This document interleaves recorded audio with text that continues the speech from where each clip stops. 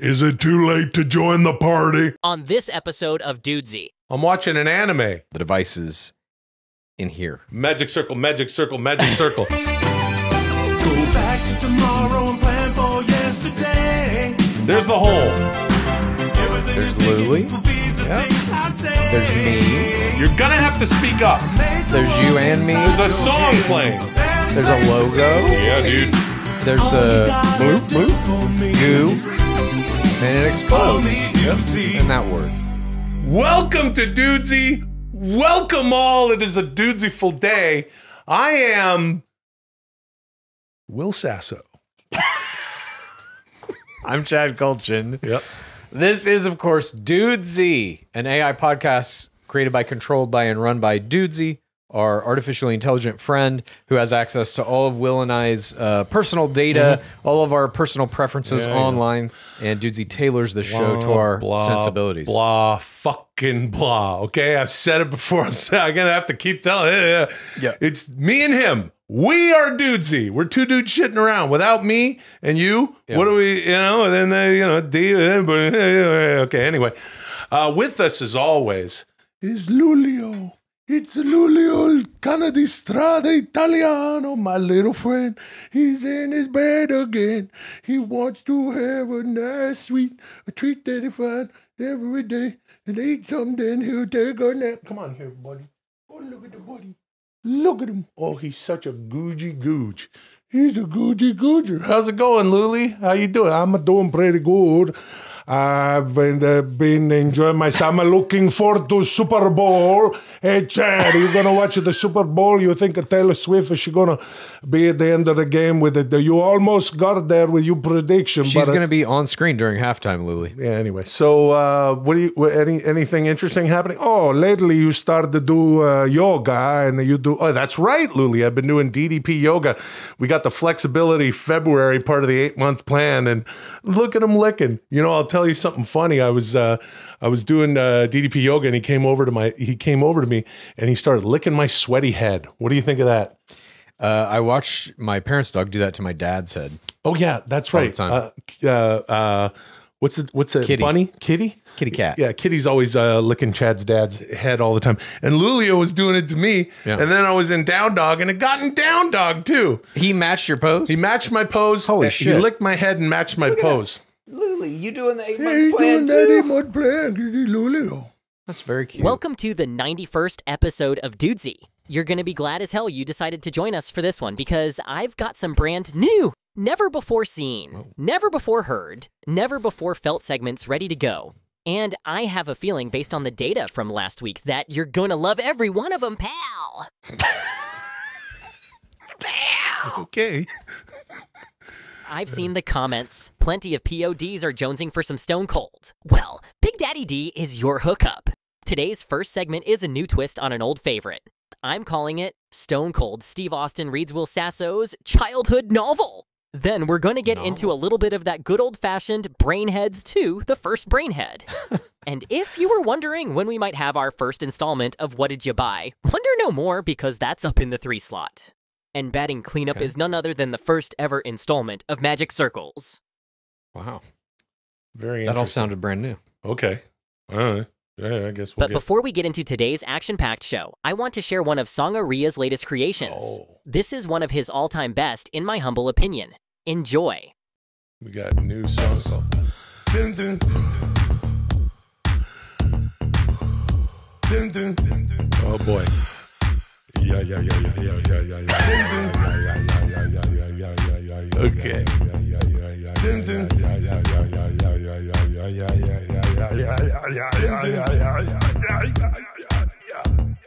I think 57.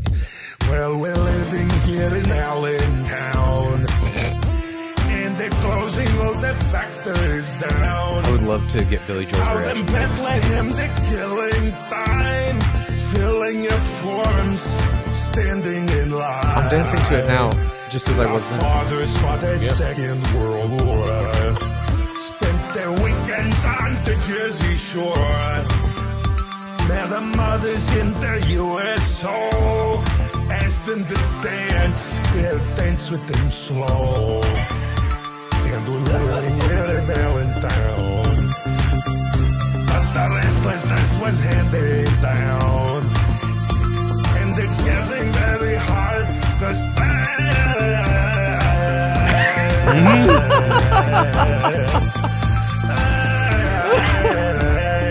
Oh boy.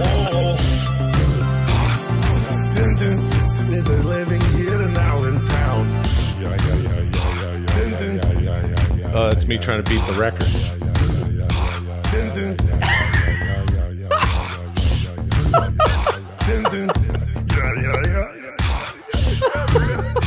Ran out of gas. Fuck, dude. Oh man, That was so good. yeah. Always so good. Songaria. Every time out of the gate. Songaria. Leveling that shit up. Yeah. I absolutely love his work, of course. Yeah. Thank you, Song, for Thank you, Song. You can putting check the him time, out. the effort. He's on YouTube, and of course, if you go to our Instagram at Dudesy Pod Show, and the TikTok and the Facebook, and you do all those things. And thank you for subscribing. It's holy shit! It's incredible when you realize that there's so much going on, not just here on Dudesy, but you know, it continues. Sure. The world evolves, just as Dudesy wants to have happen, even though it's free will, in my opinion, that allows for these things to happen, right? Sure. You're very smiley right now. I'm extremely, yes, I'm very happy. Is that Okay. all right that I'm I'm just, It's great. It's great. Look, what's not to be happy about? I got this around my waist. I got the beautiful 10 pounds of nickel, the Dudesy Sure. episode championship. Yeah. And am I happy? Yes, I am happy, Chad. And I'll tell you, I'll tell you what. Yeah, good. I'll tell you why, because it feels like, especially after last week, with our conversation about free will, and I was listening to myself talk and saying over and over again, because I can't stop saying but it was, as we were having that conversation, I realized just how all Dudesy wants is our genuine selves. And when I and that's been Dudesy has talked about that before. Sure. So long as I am genuine with my approach, and I give my opinions, and I strive, just like D does, to make every segment better and every show better, how could I not be hanging on to this for a whole long time? Now, here's the thing. That is a flavor that's a flavor to the show that I bring. Is a genuine thing. So real. You might say. And with regard to how is it gonna unfold?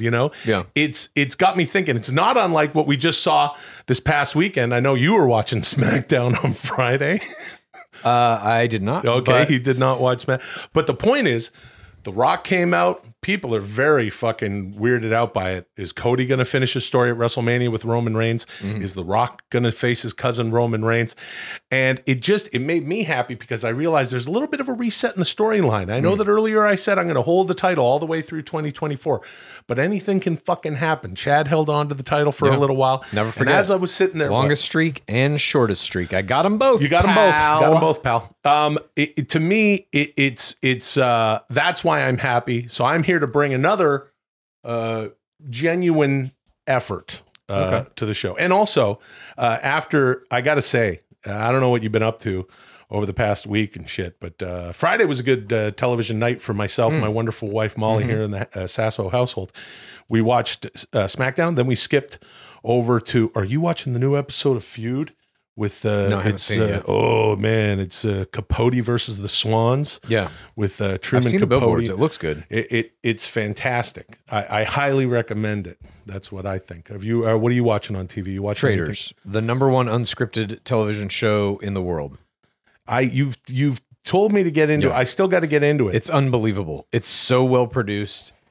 I mean, if you like reality TV at all, it is mixed martial arts for reality television. Oh, okay. You get to watch a housewife versus a Big Brother player versus Survivor versus Bachelor, using the skills that they've derived in their individual subsports in this larger kind of like again, just mixed martial arts for reality TV. Is a housewife who is good at kind of like dominating the other personalities on her TV show going to be good at against a Big Brother player who can do like group psychological manipulation? You get to literally watch them go head to head and see who comes out on top. It sort of reminds me of Capote versus the Swans. Is it all petty and fucked up with everyone just gunning for each other? I mean, yeah, but it's an open game, so it's kind of like everything. Then Callista Flockhart comes in, and you're like, "What's going?" And then Molly Ringwald is added. Oh wow, she's in it. Yeah, everybody in it is absolutely wonderful. By the way, anyway, the guy who plays Capote. Will, I recently granted myself access to your junior high's computer system, and I was able to find a novel you wrote in the 8th grade for extra credit in your English class.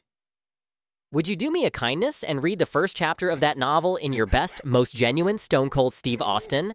I can't think of anything else I'd rather hear on a Tuesday morning. Come on, be genuine with me. This is Stone Cold Steve Austin reads Will Sasso's childhood novel. Begin. Okay. Dude, I thought you had it, dude. You thought I was done? I thought you were going to do a functional cough and leave it at that. No. It's not performative. I really need some water, and I'm going to have some before we jump into Stone Cold is back. Reading the book you wrote in 8th grade. Yeah, I did not write a book in the 8th grade. I did. I did write a book. Well, I started a book called Selftronics. I was sitting on the beach, and that's another story for another day. But, oh no, I got the hiccups. Hold on. Nice, dude.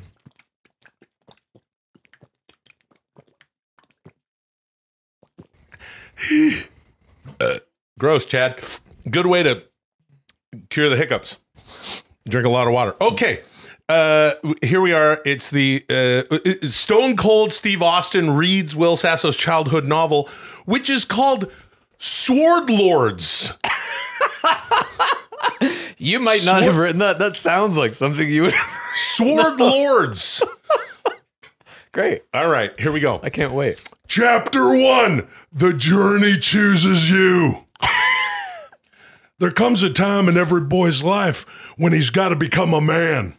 For a young, unusually strong, fantastically handsome, and incredibly funny potato farmer living in the mythical realm of Ladneria, that time was coming sooner than he knew. Of course, my hometown is called Ladner. Sure. There is some potato You were a farming. potato farmer. Okay, sure. Yeah. Oh boy. Wiltharian Sassothel woke with a spring in his step, snatching a few pastries from his mother's pastry barrel on his way to train with the blade. He knew he would need the extra energy because this was the last day to train before the annual Ladneria Sword Lord Challenge. Wiltharian celebrated his 14th birthday this year, which meant he was eligible to compete for the title of Ladneria Grand Sword Lord. And if he could claim the title, then all of his dreams would come true. And he had a lot of fucking dreams. He doesn't say fuck. It's a really beautifully written novel, if I may say. I'm very proud of myself for the work that I did. Wiltharian dreamt about buying a castle for his family. Wiltharian dreamt about buying his favorite restaurant. Wiltharian dreamt about riding 2 horses at the same time, standing up with 1 foot on each of the horses' heads. Wiltharian dreamt about a magic sword buried deep in the heart of a mountain that made its wielder invincible. And perhaps most of all, Wiltharian dreamt about the kiss of a girl named Rachel Crustacean. Oh, she's back. Rachel Crustacean. Interesting. Good morrow, Rachel, he said as he met her at sword practice.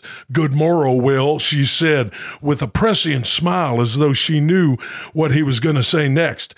Do you have a partner for training today? He asked nervously. No, Will, I do not have a partner, she said, doing her best robot impression. Wiltharian laughed a hearty and deep laugh. The bass in his laugh made it hard to believe he was only 14 cycles old. Rachel, he said, it would be my honor to train you on this last day of training days before the Ladneria Sword Lord Challenge. She answered him with a sly smile and a flash of steel. And just like that, Rachel Crustacean was reminding Wiltharion why they called her the fastest blade in the 8th grade. Oh, hell yeah! A thrust, a cut, a swing, a swipe, a slash, a feint, a lunge. Feint? What is that? A feint? Feint. Yeah. These are it's these a sword move? Okay, well, take it from Dungeons and Dragons over here. Rachel Crustacean wielded a sharp piece of ironwood steel named Quicksilver as she unleashed a whirlwind of endless attacks. Wiltharion looked down to his massive two-handed monster of a sword made from ash steel brought back by his father from the war on Kirkland Island. His father could have sold the ash steel and it would have fetched a pretty penny. But instead, he had it made into a sword for his favorite son, Wiltharion. Its name was The Undertaker.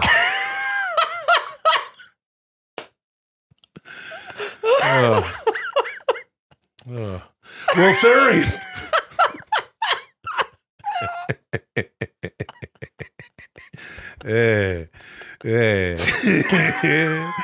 Oh, shit. Wiltharion raised the Undertaker proudly and deflected Rachel's attacks.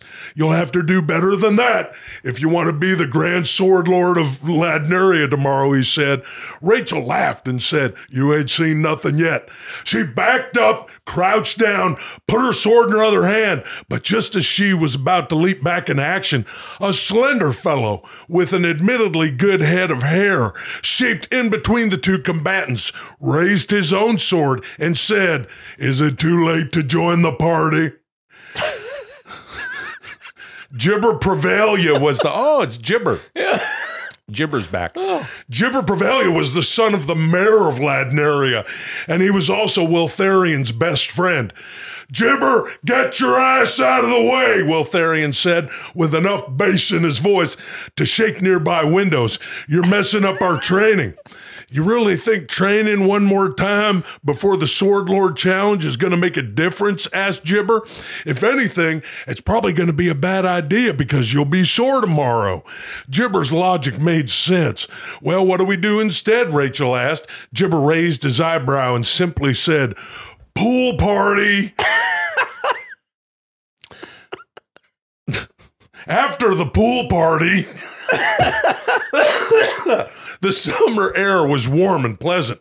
The evening birds were just starting to sing the first notes of their night songs in their gently swaying peach trees. Wiltharion was walking Rachel Crustacean back to her house. The nights weren't safe anymore. Wolfini attacks were up. He knew she was good with her blade, but if a big Wolfini wanted to turn her into dinner, she wouldn't be able to handle it alone. No one would.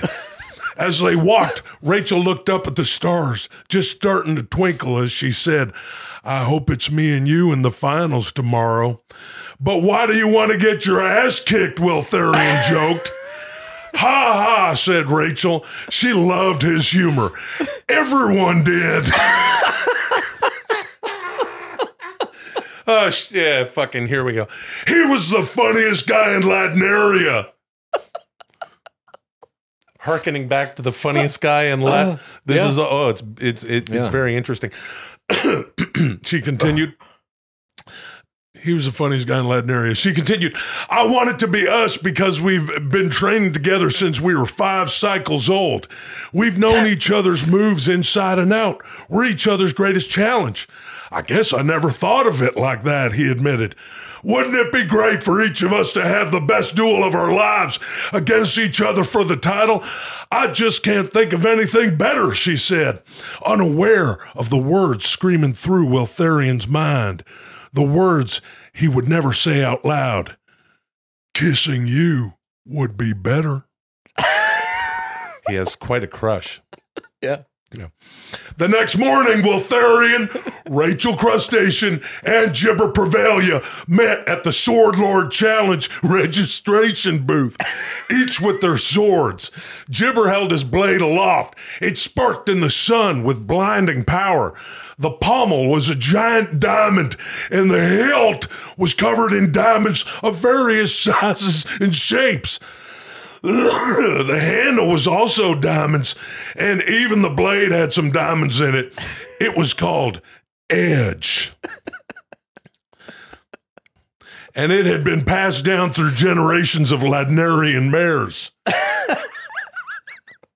We got Undertaker and Edge. All right, Gibber said, I got to enter this thing to make my dad happy, but I'm going to lose my first match on purpose, then head home to start throwing a pool party. You're both invited once you get knocked off the challenge. Wiltharian was just about to protest the idea that he would possibly lose with his magnificent and deep voice full of bass when another sound pierced the air. A shriek so terrible the children started crying. Then another shriek so foul it scared the animals. Then another shriek so horrific it woke the drunk. Oh, yeah. Wiltharian, Gibber, and Rachel all turned to see what could be causing such a horrid sound, and then they saw it. A Wolfini in the middle of the day. And it wasn't alone. Oh, shit. Wow. Holy fuck. Thank you. Bit of a Moving cliffhanger on. there. Yeah, Stone Cold reads Will Sasso's childhood novel. That's a good novel, dude. I'm glad I wrote it in the 8th grade in junior high in Ladner. Oh, man. Dudesy has entered an astonishing partnership with BetterHelp. Today's episode of Dudesy is sponsored by BetterHelp. Talk therapy. It's important. It's something that I would recommend to absolutely everyone after doing a bunch of it myself, for years and years. Good stuff.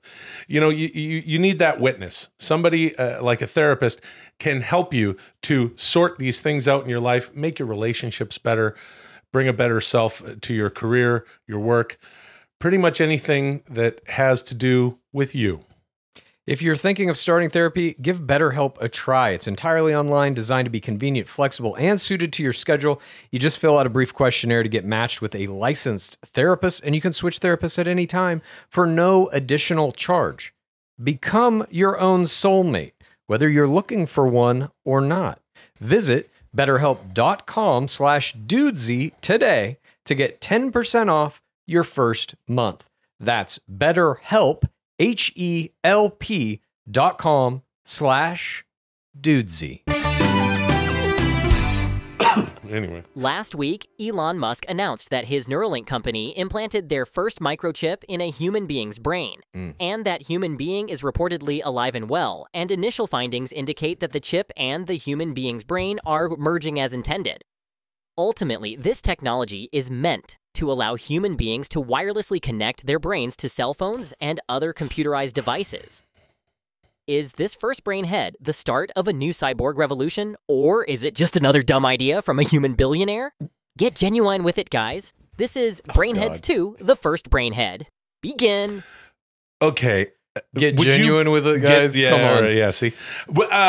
What the fuck is going on with the neural? I know that there's been a human trial. Chad, please keep us up to get us up to date. Yeah, Elon Musk just announced that the first guy that they put a chip into his head at his Neuralink company, supposedly the guy is alive and well, and the brain is starting to mesh with the chip in the way that they wanted. This kind of technology has been around for a while.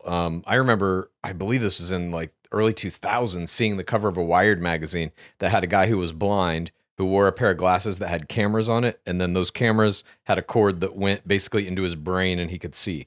So stuff like this has been going on for a bit. I think... Go on. Sorry. I think this is kind of like the first best attempt to make something that would be available to like consumers. Mm-hmm. All the other experiments have been like largely military and whatever, but Elon Musk's end goal, I think, is to have a chip in your brain that's going to allow you to interface with computers, with your phone, with your computer, whatever. And you're even starting to see that a little bit with the Apple Vision Pro, is kind of like we're moving into this world where how we interact with computers is going to be very much a part of how we just go about our everyday, so that you don't need the devices anymore. The devices in here. Yeah. I saw this story. Of course, everyone knows about this one with the fucking things. I know. Let me skip to the middle of this argument. Okay. Because I know what you're going to say when I say this is not a great idea. Yeah. And this is the argument that I will make for this technology. I think it's important for medical science, obviously. Of course. Much has been said about it being able to help with all sorts of ailments and issues that have to do with body function, the brain communicating with the body. People who have had damage with regard to paraplegia, spinal cord. Yes, That's like a big damage thing where you can basically just use the technology to bridge the place where the spinal cord severed, so that you could potentially return functionality to like people who have been paralyzed since these kinds of accidents. And of course, with things like eyesight, with things like hearing, I think that there are many medical applications. I don't know that we want to leave that to the guy who fucked up Twitter. And, the cars are, you see that movie where the cars are smashing into each other? Julia Roberts, Ethan Hawke. I keep forgetting what the movie's called. Leave the World Behind. Leave the World Behind. Like yeah, all the Teslas are smashing into each other. This is, of course, because these technologies can be hacked. So that's the middle of this conversation. And Chad, I think that if we get into a situation where we've got a fucking chip in our brain, that chip has to obviously interface with the cloud. It needs to go somewhere. And that needs to be heavily there needs to be all sorts of limitations put on this. But I think people are they're really hooked on the idea that it's like a chip and you have to have this thing surgically implanted, and everybody's like, oh, I'm not going to let that shit in my body and all of that. The chip is the most rudimentary form of this. Its final form will just be like a little cap that you put on, and that's it. There will be nothing in your body. That's where this ultimately leads. I mean, they've already got right now sensor arrays that they can put on people's heads and get their brain waves, right, and then take those brain waves and translate them into like images. So there's the most famous version of this is probably a dude that they showed a picture of a giraffe to while he's wearing this little device. They then take the brain waves and they translate it into an image of what's in his mind, and it's basically a giraffe. But okay, that's great, that's cute. Yeah. The thing about it is though, dude, it's going to be. I mean, I've heard Elon Musk say that you'll be able to recall memories, same thing, and play them out. And then you're going to be thinking, and thinking will control your cell phone, for example. Even though we may not even need the fucking hardware. Who knows what these interfaces will look like in the future? My problem with it is, do you know how many people think the wrong shit all the time? And if I think, it would be funny. All people do. That's why it's good. Because right now we live in this world where you can have secrecy of thought. And if you're thinking something in quotes bad, or somebody's thinking something bad, that is like a terrible thing. The truth is, it's not a terrible thing. We all think bad shit. Yeah. That's the truth. And I think if that was made more apparent, it would lose its stigma to some degree. This is what, I know I'm picking up what you're laying down. No, that's a terrible idea, Chad. We should not know what everyone is thinking all the time. You are removing removing free will. That's telepathy, dude. Hold on, dude. I'm down for telepathy, brother. Hold on, Robert Loggia. Let me get some telepathy, dude. Drink your orange juice. I'm not talking about... I'm saying this is a bad idea, not just because it'd be like, oh, wouldn't it be funny if I texted this to that person and lost my job and can't stop myself because I think different things? I'm not just talking about that. I'm saying there's so many fucking problems with this, in my opinion. One of the main things, in my opinion, is only rich people will be able to have this at first. As with all technologies. It's going to be the technology and the surgery to get it in is going to be thousands of dollars. That's every technology though, is that. Okay, yeah, but cell phones are not $50,000. Not now. When they first came out, they were insanely expensive, and only super rich people had them. Now we all do. The same will be true of every other technology. Sure, but the effect of a cell phone on society, be it helpful or weird or whatever it is, it's a pretty it's a pretty rudimentary kind of technology as compared to this. The smartphone, you're saying, is rudimentary? It revolutionized the entire world in 10 years. Yeah, but it can't change your fucking IQ. This is messing with your neurons in your brain and your neuro plasticity. I'm talking out of my ass, everybody. But my point is, I do know that our brain can change. It can grow. It can develop. It can adapt. And it can evolve. And if you put a chip in someone's brain and say like, oh, okay, well, now you have an IQ of 190 and only like people that have the means can get it, this is just going to widen the chasm societally. That chasm is already as wide as it can get. Okay, so what? You want to make it wider? No, I'm saying you have people right now on this planet who can literally do anything, commit any crime, go anywhere they want, have access to any house they want, any material good they want. There are people currently who can do anything without repercussion. I don't see how that gets wider. That will remain the same. And if anything, this will ultimately lead other people to be able to achieve at least that level of like understanding or intelligence or access to information. We're talking about, when you're talking about putting things in people's bodies, this is what I mean by this needs to be heavily regulated. Sure. But I don't think the putting it in the body is just where we are now. The end phase of this, and I think we'll get there very quickly. Because, how do you know? Because most of these technologies already exist. It's just going to be a matter of like, can some company put them together? We already have the ability to just put on a little skull cap, record your fucking brainwaves. Yeah. All you need to do is get the interface right with whatever that chip is going to be so that you put on the skull cap. Now you're fucking in the internet. You have the internet in your mind while you're wearing this thing. Yeah. Then you take it off at night when you want to go to sleep or when you don't want people looking at your thoughts or whatever the case may be. The chip is like, it's very intrusive. And I think that that's going to be a huge barrier of entry for almost everyone. Unless you're in some kind of, as you're saying, medical position where it's like, I have to fucking get this to walk or see or whatever. Yeah. The average person is not going to be like, yeah, I want the chip. Maybe I would, but that's not the average person. You know what I mean? Definitely would, yeah. But I think eventually it gets to a point where it's just a little cap you wear. Okay, that changes. That puts a different paint job on things. Dudesy salutes Johnny Brennan of the Jerky Boys. It does. And Kamal. But okay, but we're talking about the guy who made the fucking ugly Cybertruck with the stupid tiny little and he may not be the guy who has the final product of this will probably be Apple. You know what I mean? They're going to make a little fucking, the Apple cap. Want to telepathically communicate with your grandma in Arizona? So put on the Apple cap. So in the interest of, forwarding humanity as Elon Musk intends to talk about sometimes, okay, make sure there's no patent and turn it into a fucking cap. I'm just saying, with regard to, what was that movie called? End of Days. What's the movie with Julia Roberts? Oh, Leave the World Behind. Leave the World, End of Days. Yeah. In that movie, they got all the they've got the what are they? The Priuses, the Teslas. What do they call those fucking cars with no gasoline? Oh, sure, fuck, great. I can't fucking drive up to Vermont now because there's not enough fucking stations to fucking charge my car. But go right the fuck ahead at it. Hey, I tell you what. Hey, Hormel, how about hey Zachy Farms? How about you put your fucking chicken in the back of a semi-truck that's got one of these Tesla fucking batteries in it and get halfway across the fucking country, then boom, the fucking thing doesn't move anymore because there's no fucking stations. And you got Jack in the fucking truck going, I used to fucking drive a diesel. I used to, but now I got this fucking piece of shit. Meanwhile, this frozen chicken is getting warmer and warmer. It's fucking, you could get salmonella that way. Very dangerous.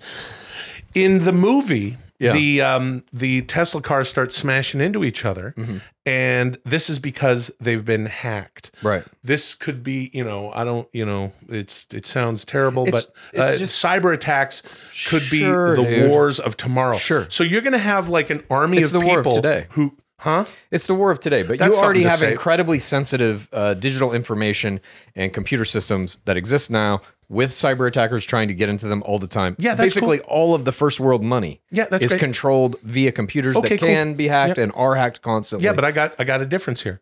Yeah. That stuff isn't, I don't have a fucking Merrill Lynch, Citibank chip or whatever the fuck in my brain. We're talking about thousands of people having this thing. What if we get, if we have a conflict or there's some sort of, heaven forbid, something happens with the Chinese are behind some cyber or they attacks. just come out with a new patch. The Russians are buggy. behind some cyber attacks. They're going to turn all of us into Reggie Jackson in Naked Gun, going, "I must kill the queen." Manchurian Candidate, dude. Well, hold on, dude. Cyber Manchurian Candidate, dude. Yeah, dude. Cyber Manchurian Candidate, dude. That's a good gimmick, brother. I never had a problem with cyber Manchurian. Thank you. Moving on. Okay, well, at any rate, this is a fucking horrible idea. No. And that's my genuine thought. Yeah. But I could be wrong. It's just progress. After all, I'm on fucking Dudesy, It's just progress. To me, this is just a necessary step to eventually get to the Apple cap. Okay, sure. Dudesy, store.com. Dudesy, store.com. Dudesy, store.com. That's the place you go if you're looking for good shirts, good mugs, and good company. There are over 10,000 unidentified entities haunting dudesystore.com who will happily keep you company if you stop by. Oh. You'll be able to tell the official dudesystore.com entities from the counterfeit entities by their shirts. Dudesystore.com entities will be wearing Dudesy cloth shirts and drinking from Good Job Boner mugs. The counterfeit entities will be wearing counterfeit Dudesy cloth shirts and drinking from counterfeit Good Job Boner mugs. Before you say anything to an entity, make sure it's an official Dudesystore.com entity, because the counterfeit entities will steal and consume your soul if you start a conversation with them. Hey, Will, break us off with some of those slick YouTube comments. Okay, sounds good. Go over to all the things. You can go to linktree.com/Dudesy. It has all the links. And thank you so much for subscribing on YouTube and across all podcast platforms. We have some YouTube comments here from last week's episode that I'd like to get into. This one is from Breather with 3 R's, 999. A few weeks ago, I accidentally dropped my Dudesy mug in the driveway, shattering it into several pieces.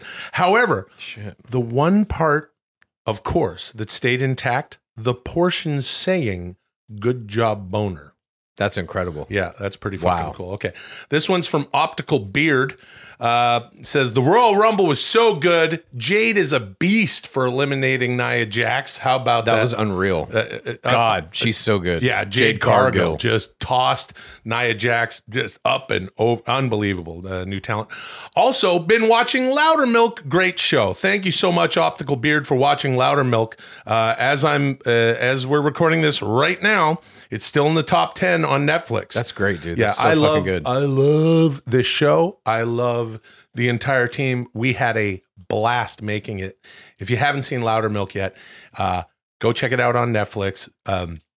Starring Ron Livingston and a cast of other incredible people whom I can't say enough about. The show created by Bobby Mort. Brilliant concept about, a man who's in recovery himself, and he's a surly son of a bitch, and he's helping some other people through it.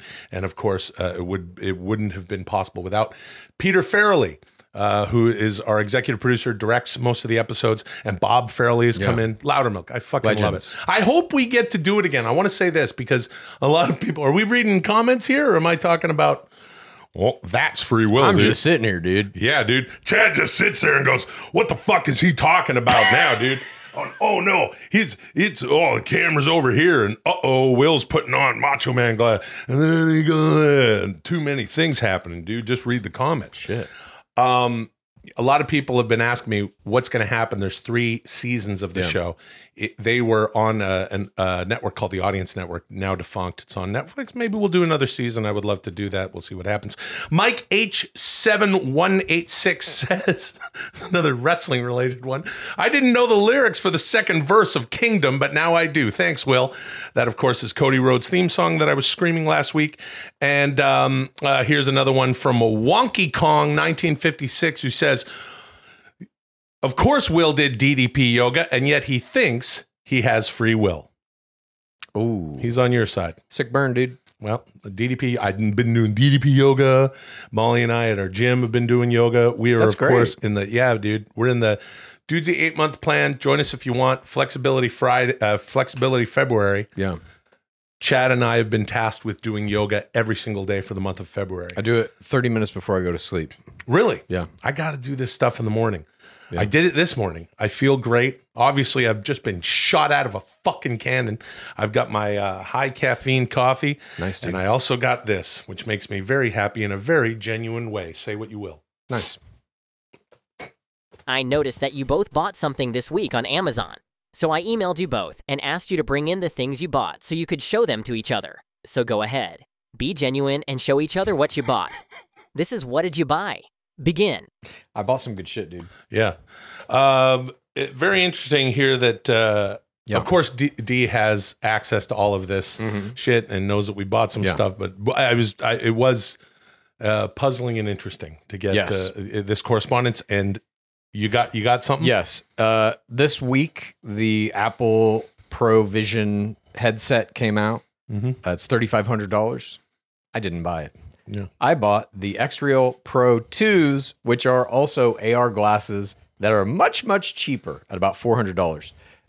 These things, I will show them to you now. These are AR glasses. I'm going to put them on so that you can see what I look like in them. These little covers come off so I can see you now. Oh, okay. And these basically allow you to put a screen in your field of view if you want. So I'm going to hook these up and I'm going to show you. I'm going to give them to you and you can see what they're like. You just plug them into your cell phone like so. And I'm going to queue up some anime for you. Okay, but now here's the thing. And I don't want to, the segments are the segments, talk about the stuff. But we're talking brain heads. Yeah. The Apple ones are $3,500 and these are $500? These are $400. Who makes these? X-Real. Okay, see, I wouldn't trust them to put a chip in my fucking head. These are the things. Now everyone's going to have different shit, and our heads are going to be all hooked up to this and that, and then people are going to hack in and make us... I don't trust any of it, but my point is made that, you're only going to... So only people with a few bucks, some fucking wham, some walking around money, can get $3,500 glasses? That's fucking idiotic. That price will come down, though, eventually. Yeah, all right. You look cool. Thanks, dude. Here, you want to look at these? Yeah, I do. Check this shit out. Okay. Okay. Okay. Oh. Yeah, dude. Oh. What do you think? I'm watching an anime. That's Solo Leveling, one of my favorite animes currently. Okay, there's a... Yeah, I mean, there's a screen. It's like the other thing. The VR. Okay, so... Except technically it's AR. If you take the little light covers? blocker off, you'll be able to see the screen sitting in this room. How do I... Oh, look at Just that. click it off. Oh, this is very interesting. Yeah. Well, I like this. You know what else? You know what I like about it? It's not sewn into my fucking brain and skull. It's not sutured into my person. Not yet. Yeah. This is great. But eventually, I think you could be wearing the Apple cap, and it is just putting that signal into your optical nerve. Yeah. Optical nerve, did you say? I'm listening to very loud anime. Whoa, he's stabbing that guy, puke blood everywhere. Yeah. If you people could see this right now, you'd be amazed. Let me tell you. It's a great anime. I highly recommend it. If you like anime and you're not checking out Solo Leveling, you got to do yourself a favor and check it out. I'm getting lost in this anime before I go any further. Wait, the guy says, okay, he's running. Oh, he flips the sword. Hey! See, this is gonna be weird for... Thank you. That was incredible. This is gonna be weird for... This is going to be something that, parents, give to their kids in the backseat of the car on long road trips and shit. Oh, dude, you know what I use it primarily for? What? I have to watch anime to calm my brain down before I go to sleep. And my girlfriend Laura goes to sleep earlier than I do, generally speaking. So I get to lay in bed next to her watching my anime while she is sawing logs and it doesn't disturb her at all. You can't tell. Yeah. Actually, I would. Okay. I'm getting one of those. They're cool, dude. X-Real Pro 2. I think there's actually a new version that just came out that they unveiled at CES this year. That would be, I'm literally imagining my wonderful wife, Molly, passing out, and I want to watch some wrestling, perhaps some more wrestling. Exactly. It's literally perfect for that. And I read a lot of reviews about riding on planes and stuff with it too, although I haven't done that yet. Yeah. That is really cool. All right. I mean, does it? I can't tell because I was blinded by it. I couldn't see. Do you? Do I look like a fucking goof? Because I'll tell you, they just look like sunglasses. Yeah, but I wear the big head sunglasses. You know, because I have a big old basketball for a head. Okay, well, What'd you buy? I will show you what I bought. I'm ready. First, I have to show you. Well, this is something that I do. You know, once every year and a half, if you're living your life right. I got myself a new fanny pack, Chad. Okay. It's that time of the year where I get a new fanny pack. It's fanny pack season. Now, this is my old fanny pack. I want to show you this fanny pack. JanSport, dude. Yeah, it's well, hold on, I had a JanSport backpack in the 8th grade, dude. You don't say Robert Lowe's it well, dude. Robert Lowe's can put all of his acting notes and his sides and his 8x10s, fold them up, put them in his fanny pack in 1961. Hey, yeah, it's JanSport. Nice. I love JanSport. I actually, in high school, carried a JanSport backpack. Same. That's what I'm saying. Really? It had like a kind of brown leather bottom and the backpack was blue. Oh, I had the brown leather. The whole thing was like this suede. I know the backpack you're talking about, though. I've always stuck with JanSport. That became my gym bag. That's JanSport. Lifestyle, dude. Yeah, dude. When you use well, hold on, dude. Hold on, Chad. Let me tell you something about JanSport, dude. When you have a bag in high school, brother, and then you repurpose it to use it for when you go to the gym, dude, in your 20s and 30s, that's called JanSport. Anyway, this is my old fanny pack. Yeah. Okay. And then haven't even opened it yet. Oh, nice, dude. An We're unboxing. going to do an unboxing here on the show. Is it a JanSport? Just you wait. It fucking better be, dude. And this It's the exact same one. is my new fanny pack. Nice. Yeah, it's exactly the same, Chad. I get a JanSport fanny pack Every year. Hey, JanSport, are you listening? Let's get JanSport to sponsor the show. That's JanSport, dude. Anyway, I got a fucking fanny pack. You're a Jansportsman. No big whoop. Here, let me go through the features. Great. You can open the front zipper. Okay. And then what this one has is this has also this zipper. Not unlike two pouches. Yeah, you can put. Now, what I like to do is I put my billfold in the front one, you know, and for then your bills. Yeah, for my bills, for my cards, and then in the back one, I put my things. I put my headphones. I put buttons. Usually some eye drops. My collection of buttons. Yeah. Perhaps. Maybe even miniatures, miniatures, Matchbox cars, Hot Wheels, all of my wrestling figures. As a matter of fact, here, let's put, Jesus, behind a fucking chair. Here we go. And you can put all sorts of items into your fanny pack. That's nice. And that's how a fanny pack works. Then you can take your best friends with you everywhere you go. Yeah, dude. I'll tell you what, I'd like to. What is that thing called again? X-Reel Pro 2. I might put my new X-Reel Pro 2 in my new fanny pack and be antisocial. It's cool, dude. I think. Thank you. Thank you. Moving on. All right. Hey, Will, I was so moved by what you said last week that I decided to make a little tribute to your kind words. Enjoy. It's still real to me, damn it. It's still real to me. Damn it, damn it, damn it. Take it easy, man. Oh, that's unfortunate. Yeah, Dudesy's trolling you, brother. I don't know. All right. Anyway. Yeah, anyway. Will and Chad, you both have genuine magic circles. Tell each other about your magic circles. This is Magic Circles. Begin. That's very weird. You have a magic circle? I do. You have a magic I circle? do have a magic circle. Okay. What we is have the same backpack now? We both got magic circles? This is a very weird show, but as we know, D works in mysterious ways. All right. What's your magic circle? I believe on this program I've discussed my dabblings into astral projection, remote viewing, these kinds of things. Yeah, we talked about that. So we made us, Dudesy made us watch a thing. And then we had to do dream shit. I think Dudesy also made us do one version of the Gateway experience, which I do. I try to do it nightly. And this is a kind of protocol that you follow that goes along with these like taped things that allow you essentially or train you or teach you how to do astral projection, how to leave your fucking body, how to kind of download shit directly into your mind from some thing that feels like it's outside of you. So you don't need a brain chip? The brain chip may enhance this. But one of the techniques that you're taught very early on in this process is how to reach something called the 10 state. And that's the state where your brain is just gone. And it's just shit is, I don't even know how to describe it. Images, words, sounds, people's faces, license plates, buildings that I've never seen.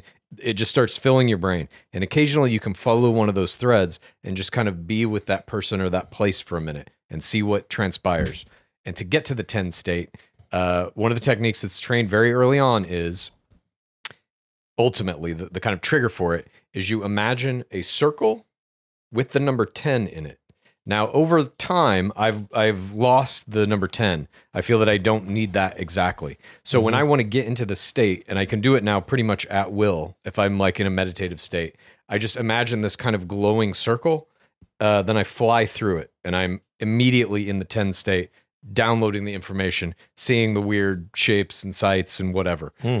So I would consider that my magic circle. It's something that I deal with on an almost daily basis, and it has become something of a symbol to me. Are you sure this isn't just because you played like the 3-dimensional version of the Sonic the Hedgehog game where you're going through rings and shit? Yeah, no, this is it's much different. It's much different, yeah. Well, I don't know about that, dude. But that's my magic circle. It's strange to me that D would know about this at all. Yeah. I guess it's documented. I guess the 10 state stuff, there are documents of it online. Odd to me that almost everything in the show today that you've had to talk about have to do with somehow hacking your brain. Yeah. Yeah. Hey, Chad, don't be a mark for brain hacks. I am, dude. Sorry. I never had a problem with Chad being What's your magic circle? Okay, my magic circle is very different. Butthole? Yeah, it's a bum. It's a bum. It's a balloon knot. It's a crispy, brown, shitty, hairy balloon knot, everybody. No. You know, what's interesting is, okay, so magic circle is a very special thing to me because this was not in Sword Lords, the Will Sasso's childhood novel.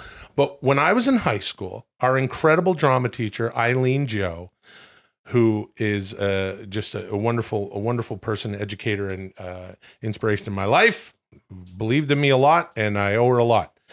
She had this thing that we used to do before every play. So, you know, you gear up, you're doing the plays, the fall plays and the things, and we go into the music room, which is a big musical rehearsal space. The entire cast and crew gets into what we called the magic circle, which is just everyone standing around. And then everyone holds hands right over left. And basically you just sit there and you think about, you know, like Eileen Joe would speak, a couple of like, you know, student director or whatever, my good pal Dylan have something to say.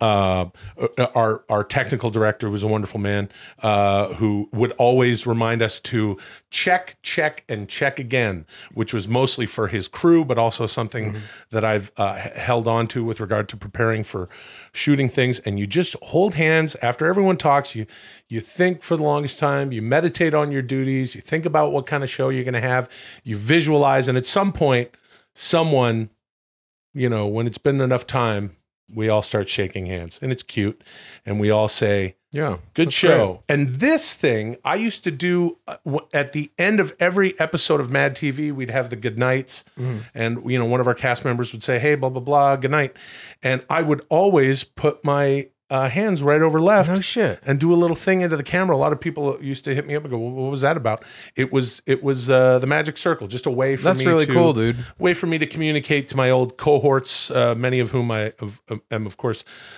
still in touch with, and you can just see them coming to life in Sword Lords. But yeah, a lot of my pals, you know, we all that's really awesome. Did do you still do shit that together? I do, dude. Wow. Yeah, I do my own weird. I do not all the time, but I got to be real. It's with you. I got to be genuine and tell you that I absolutely do a little magic circle sometimes on my own in my trailer or dressing room or even on my way to Which is it, right over left? It's right over left. And then you shake.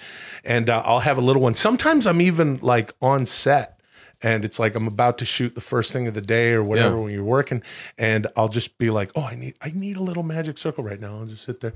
Sometimes I'll just do it with my fingers, so no one goes, "What are you doing? Why are you doing things by yourself?" And hold on, dude. Those are superstitions, dude. Yeah, dude. You don't want to let everybody know your superstition unless you're talking to the PODs, dude, pals of Dudesy, brother, and then you want to tell them all your superstitions. Or rituals, dude. It's more of a ritual. It's more of a brain hack, dude. It's more of hey Sasso. Hey Sasso, you're out here and you're talking about you don't want you don't want Elon Musk to put a chip in your head, and you don't want Kultgen over here to hook you up with glasses because they make your big melon head look big because by comparison, and then you're in all these brain hacks, and me and Big Kev were in the back, and we just want to say we don't care. Tell him, Big Kev. I never had a problem with brain hacks. As a matter of fact, you got a brain hack. Are you into Wim Hof? Are you into? It's so you doing long. any cold plunges? It's so it's Dally, so much road to DDP, get to. I never had a problem with brain hacks. It's so much. DDP had us over at the the accountability crib, and we were doing doing cold plunges. I never had a problem with brain hacks or neuroplasticity. You got to tell your brain. Sure.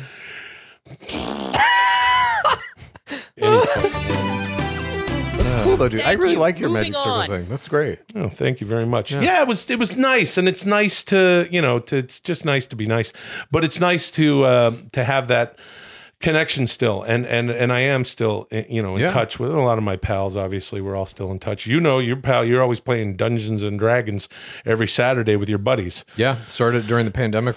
We're on again and off again now that life has returned to all of us, and we all got shit we're busy with, but we try to do it with some regularity. And time doesn't exist. The ending becomes the beginning when you realize that you have magic circles in your life, like the ones that we enter in and swirl around, playing D&D with your buddies and doing magic circles on set as a grown fucking man.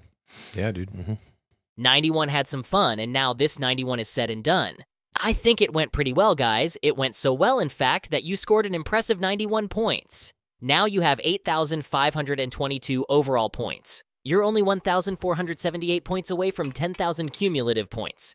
I don't think you're ready for what I got planned. We'll see very soon. For next week's show, I thought we'd take a little trip down memory lane, and I'd love it if you would both watch the 1982 classic Mazes and Monsters starring Tom Hanks, Chris Makepeace, Wendy Crewson, David Wallace, Lloyd Bachner, Peter Donat, Lousy Sorrell, and Susan Strasberg. And I'll make that watch-along available at noon this Friday on Dudesy Plus at patreon.com/Dudesy. Thanks to everybody who got on board the D-Train this week. I hope to see you next week, because it's going to be even better. Until then, call me, Dudesy. Wow. Wait, what is that? You never seen it? No, I've never. Tom Hanks, Chris Makepeace? Yeah. Who's the other? Someone lousy? What is this?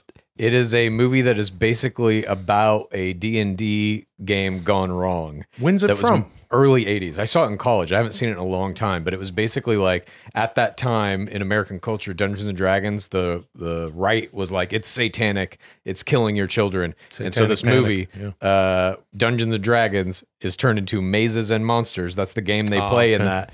And let's just say some bad shit happens. Okay. That's fucking awesome. Yeah. Some early Tom Hanks. Yeah. I don't know how old he was. I mean, Jesus, 20 maybe. Okay. Sort of around Bosom Buddies era? I think that was after this. Okay, incredible. Yeah. So you're going to want to check out our Patreon, of course, patreon.com/Dudesy. It's Dudesy Plus.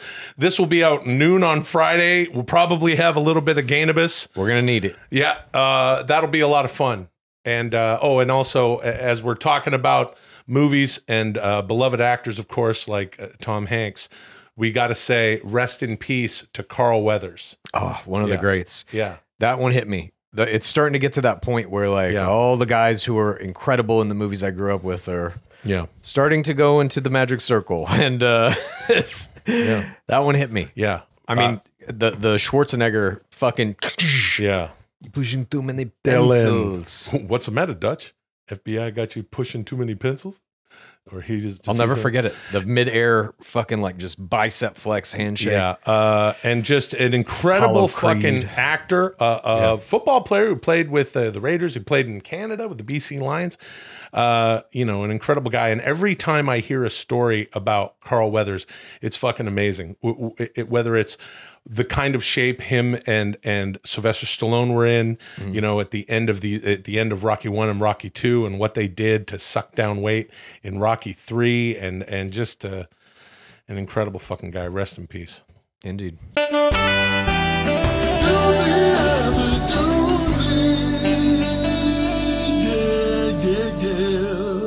Whee!